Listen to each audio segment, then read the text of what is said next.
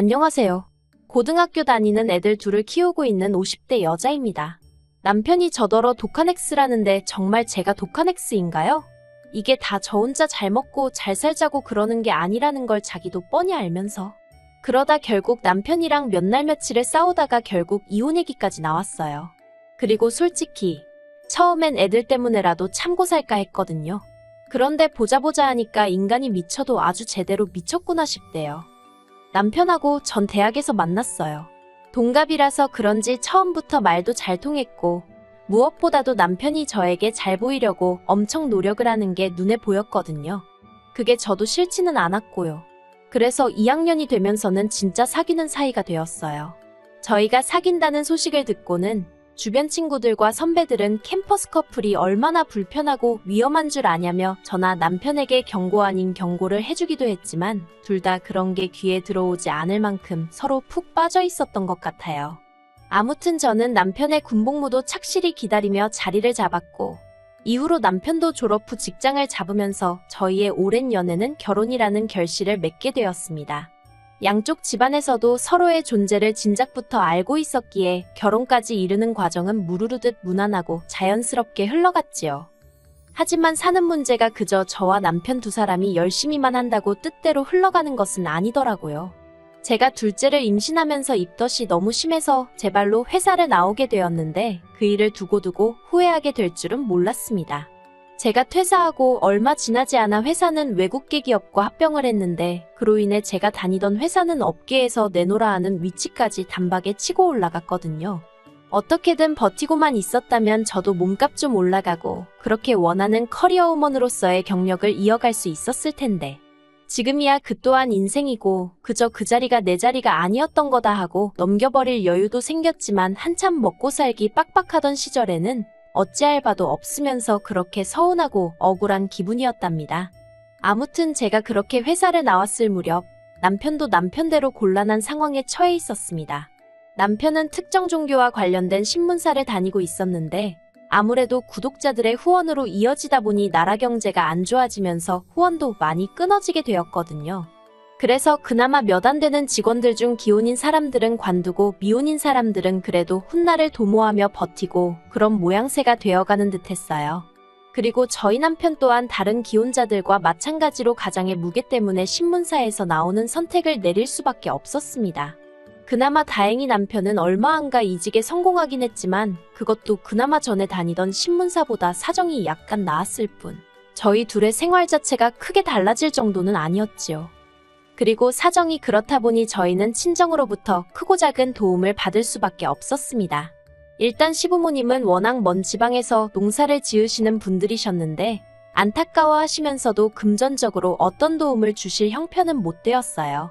하지만 친정에서는 제가 첫째를 키우며 둘째를 배에 품고 있는 동안 살림도 많이 도와주셨고 티를 안 내려고 조심을 했음에도 저희가 생활비 부족에 시달리는 게 뻔히 보였던 건지 그 당시에 2년 동안 매달 70만 원씩 보내주시더라고요. 아주 큰 돈은 아니었어도 그나마 그 돈도 없었다면 사는 게 얼마나 지독했을지 상상만 해도 아찔합니다.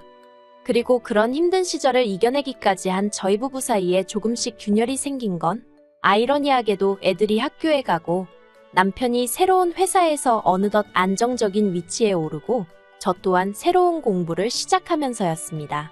남들 눈에는 드디어 저 집도 피는구나 그렇게 보여질 시기였는데 둘째가 초등학교에 들어가던 해 그러니까 제 경력이 단절된 지 무려 8년 가까이 되던 때였어요. 오랫동안 잊고 지냈던 아니 솔직히 말하자면 연락하고 싶었지만 제 스스로 주눅이 들어 차마 연락하지 못했던 선배로부터 연락을 받게 되었습니다. 다른 사람들을 통해서 제가 어떻게 사는지 가끔 소식은 들었다며 애 이야기로 아는 체를 하더니 자기가 이번에 창업을 하는데 저더러 같이 해볼 생각이 있냐대요. 자기도 애를 키우는 엄마다 보니 일부러 애 엄마들만 뽑아서 한번 큰 뜻을 이뤄보고 싶은 생각이 들었다면서요. 생각지도 못한 상황과 제안에 저는 너무 놀랐지만 왠지 이걸 거절하면 제 인생에 다시 사회로 복귀할 기회가 올까 싶더라고요. 그래서 앞뒤 재고 그런 것도 없이 무턱대고 하겠다 했습니다. 그렇게 어떻게 보면 제 인생의 이막이 시작되었다 해도 과언이 아니에요. 제가 다시 직장을 다니게 된 걸 저만큼이나 기뻐한 사람은 남편이 아닌 친정부모님이셨습니다. 아쉬울 것 없이 가르칠 만큼 가르쳐 놓은 딸이 어쩌다 집에서 애만 키우는 게 참으로 딱하고 안쓰러웠다면서 그동안 차마 내보이지 못했던 속내를 꺼내놓으시는 친정부모님을 보고 있으니 죄스러운 마음과 동시에 더 열심히 잘해봐야겠다는 생각이 들더라고요. 하지만 남편의 반응은 썩 좋지 않았습니다. 축하는 해주었지만 어딘가 모르게 뜨뜻미지근했달까요. 일을 시작한 이후로 저는 하루가 어떻게 가는지 모를 만큼 빡빡하고 바쁜 생활을 이어가게 되었습니다. 이리저리 사람들과의 만남도 많아졌고 모임 형태의 자리도 많이 늘었지요. 좋고 싫고를 떠나서 대부분은 빠질 수 없고 빠지고 싶지 않은 일들의 연속이었어요. 그리고 그럴 때마다 저는 가능한 부부 동반으로 자리를 만들어 어떻게든 남편과 같이 다니려고 했습니다. 유치하게 보일 수도 있지만 남편에게 인정받고 싶었거든요. 이제 이혼할 남편이니 얼굴에 침을 뱉던지 말던지 솔직히 이 이야기를 하면 남들이 제 남편을 어떻게 볼지 안 봐도 뻔해서 어디다 말도 못했는데 남편은 마치 제가 사업한다며 거들먹거리는 여자들을 만나서 어디 볕 좋은 테라스에 앉아 커피나 홀짝이며 시간을 보내는 정도로 여기고 있는 눈치였어요. 그리고 저는 그런 남편의 속 좁은 사고방식이 너무 부끄럽고 창피했지요. 그래서 더더욱 제가 하루하루를 얼마나 열심히 최선을 다해서 지내는지 보여주려고 했어요. 한편 그렇게 열심히 살다 보니 애들이 중학교 들어갈 때는 돈이 제법 모였더라고요. 저는 통장을 7개로 쪼개서 적금을 들어가며 재산을 불리는 재미에 흠뻑 취해 있었습니다. 이 통장으론 첫째 둘째 유학도 보내고 이 통장으론 몇 년 뒤에 차도 새로 바꾸고 이 통장으론 남편하고 유럽 여행도 가보고 이루어질지 어쩔지도 모르는 목표들을 세우고 하루하루 정말 악착같이 살았답니다. 그런데 그런 와중에 버는 놈 따로 있고 쓰는 놈 따로 있다더니 신우가 도와달라며 연락을 해왔네요. 남편하고 나이 차이가 제법 나는 신우는 결혼한 지 4년 차였어요. 저하고의 관계는 좋을 것도 나쁠 것도 없이 적당한 거리를 유지하는 정도였고요. 그런데 회사 생활로 스트레스가 심해서 아이가 생기지 않는다며 이참에 회사를 그만두고 카페를 차리기로 했다는 소식을 전하더군요. 그리고 그때만 하더라도 어린애도 아니고 얼마나 고심하고 내린 결정일까 싶어서 응원한다 했습니다. 그런데 이후로 신우가 남편을 통해서 혹시 돈을 좀 빌려줄 수 있겠냐고 물어왔어요. 카페를 창업하려면 못해도 6천은 있어야 할 것 같은데 그중 3천을 저희에게 빌리려고 하더라고요. 나머지는 자기들이 모아둔 돈과 시부모님께 손을 벌리기로 했다면서요. 당연히 내키지 않았고 솔직히 말하자면 싫었어요. 이유를 떠나서 저도 허리띠 졸라가며 죽기 살기로 모은 돈인데 언젠가 돌려받을 돈이라곤 해도 그냥 제 손을 떠나는 자체가 싫었습니다. 그런데 남편이 어떻게든 살아보려고 하는 사람한테 너무한 거 아니냐? 인정이 있네 없네? 하루가 멀다 하고 사람 피를 말리려고 작정이라도 한 건지 닥달을 해대니 급기야는 애들도 저희가 돈 때문에 싸우는 걸 알아채더라고요. 그래서 어쩔 수 없이 빌려주게 되었어요. 통장 7개 중 2개를 깨서요. 그리고 이후로 제가 이자 한 푼을 받은 것도 아니고 행여나 돈 빌려주고 생색낸다, 치사하다 그딴 소리나 들을까 싶어서 한마디 말도 안 하고 기다렸습니다. 빌려갈 때 3년 안에 갚겠다고 호언장담을 했기에 그 말만 믿고 기다린 거예요. 그런데 솔직히 장사하는 거 딱 반년 지켜보니까 그때부터 이미 불안불안한 마음이 들었습니다. 왜냐하면 카페를 한다고 해서 저는 그래도 나름대로 하다못해 바리스타 자격증이라도 하나 따놨을 줄 알았는데 원두에 대해서 아무것도 모르고 그냥 어디서 대량으로 떼다가 쓰고 과일도 대형마트에서 대충 사다 쓰고 손님이 안 오니 회전율이 떨어지고 그러니 커피며 케이크며 뭐 하나 신선한 게 없고 한마디로 악순환이었어요. 그래서 결국 단골이래봤자 지인 장사 좀 하다가 3년 만에 준다는 돈도 안 주더라고요. 결국 참다 못한 제가 언젠가 딱 한 번 돈은 언제 줄 거냐고 물었는데 없는데 어떻게 주냐면서 오히려 적반하장으로 나오더라니까요. 그러다 결국 작년에 가게 접기로 했다는 소식을 들었습니다. 그리고 전후 이때가 아니면 절대로 못 받겠다 싶어서 신우에게 보증금 나오면 그 돈으로 제 돈 3천만 원 달라고 했지요. 그러자 남편이 저더러 독해도 너무 독하다면서 가게 망해서 속도 안 좋은 애한테 그 돈을 기어이 받아야겠냐는 헛소리를 하더라고요. 가족인데 신우가 어디 야반도주 할 것도 아니고 살아날 기회를 줘야 하는 거 아니냐면서요. 그래서 됐다고 말도 안 되는 소리 좀 하지 말라고 했어요. 빌려주기 싫다는 거 당신이 하도 고집을 피워서 빌려주긴 했지만 내가 내 돈 빌려주고 그거 못 돌려받을까봐 얼마나 많은 날들을 밤잠도 제대로 못 이룬지 알기나 하냐고. 애들도 벌써 그때보다 클 만큼 컸겠다.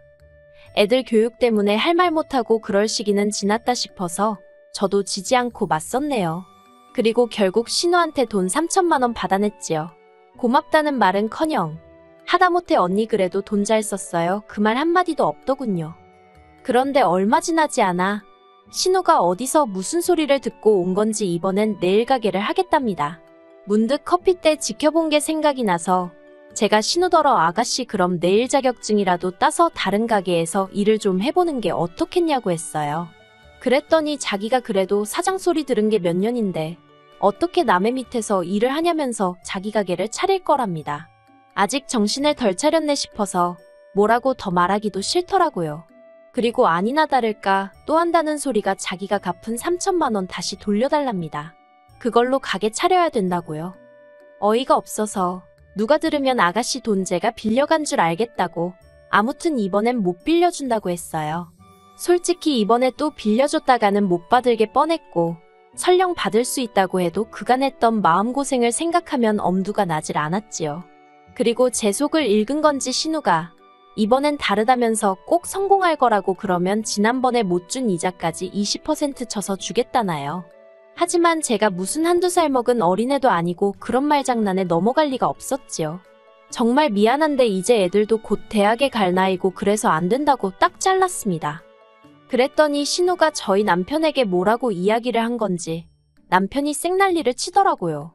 저더러 너는 사업한답시고 하루가 멀다 하고 사람들 만나 희희낙낙하면서 왜 자기 동생한테는 남의 밑에서 일을 하라는 둥, 자격증이니 뭐니 따라는 둥 잔소리를 하냐는 거예요.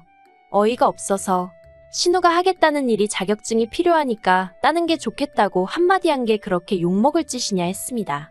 그리고 내가 일하는 분야도 자격증이 필요하고 나도 다 땄다고 근데 당신이 관심이 없어서 모르는 거라고 쏘아붙이기도 했지요. 실제로 애들하고 남편 다 자는 새벽이면 공부하고 연구하고 그러느라 하루에 3-4시간도 못 잔 날이 수두룩이었는데 말이에요. 남편은 돈은 너만 벌었냐면서 자기도 벌어왔으니 신우에게 3천만 원 정도 빌려주는 건 저 혼자 결정할 일이 아니라고 계속해서 돈을 내놓으라고 절 닥달했습니다.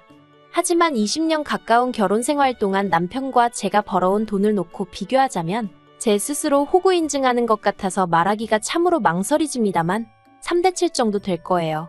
그리고 그런 와중에서도 시댁에 한 달도 빼놓지 않고 용돈까지 챙겨드렸으니 그나마 남편이 자격지심이 있을 땐 고마워하기라도 했는데 이젠 자격지심을 넘어서 아예 철면피가 되어버린 건지 혼란스러웠네요. 그리고 급기야 남편이 먼저 이혼을 하게 되면 재산 분할이 어떻고 하는 소리를 꺼냈습니다. 애들도 있고 그래서 저도 몇 번이나 욱하고 이혼 소리가 나올 뻔한 걸 누르고 또 누르고 있었는데 남편이 먼저 그 소리를 꺼내다니 기도 안 차더군요. 그래서 저도 그래 그 이혼 하자고 했습니다. 해서 당신 목 가져간 다음에 그 돈으로 신우한테 가게를 차려주던지 집을 사주던지 하고 싶은 대로 하라고 했지요. 그랬더니 남편도 그럴 거라면서 재산 분할해서 땅 사가지고 집 짓고 인간답게 살아보겠다나요. 저 때문에 갖고 싶은 것도 한번 제대로 못 사보고 외제차 한번 못 끌어봤다는 헛소리를 해대면서 말이에요. 어이가 없어서. 그리고 결론부터 이야기하자면 재산 분할에서 제가 재산기여도 85%를 인정받아 대부분의 재산은 제가 차지하게 되었습니다. 세세하게 나열할 순 없지만 시작부터 친정에서 준 도움부터 시작해서 제 현재 수입까지 비춰봤을 때 남편이랑 50대 50은 처음부터 가당치도 않았다고 생각해요. 남편은 결과를 인정할 수 없다, 받아들일 수 없다며 악을 썼고 저더러 끝까지 싸워보자 했지만 당장 신우가 지 오빠가 이혼을 하든 말든 빨리 돈 달라고 난리지 변호사 비용도 장난이 아니지 그러니까 더는 덤벼들지 못하더라고요. 그래서 결국 며칠 전 저희는 완전히 남남이 되었어요. 그런데 웃긴 건 남편은 아직 자기에게 무슨 기회가 남았다고 생각하는 눈치입니다. 법적으로 이혼만 했을 뿐 애들도 있으니 친구처럼 살면 되는 거 아니겠냐는 헛소리를 하면서 지발로 나갈 땐 언제고 다시 집으로 기어들어올 생각을 하더라니까요. 물론 비밀번호는 애저녁에 바꿨고 곧 이사할 생각이에요. 애들도 이미 클 만큼 커서 뭐 지 아빠를 미워하고 그런 건 아니지만 부부가 살다가 안 맞으면 이혼도 할 수 있는 거고 그게 저희라서 좀 아쉽지만 어쩌겠냐는 시기더라고요. 여담이지만 요즘 애들이 쿨하다더니 저희 애들도 그런 건지.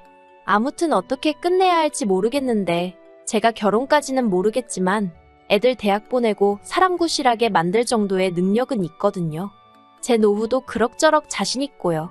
그래서 제 자신에 대해서는 별 걱정도 없고 한편으론 솔직히 후련한 마음도 듭니다. 나름대로 최선을 다해서 살았고 더 이상 바꿀 수 없는 현실을 후회하며 시간을 낭비하는 짓은 안 할 거예요.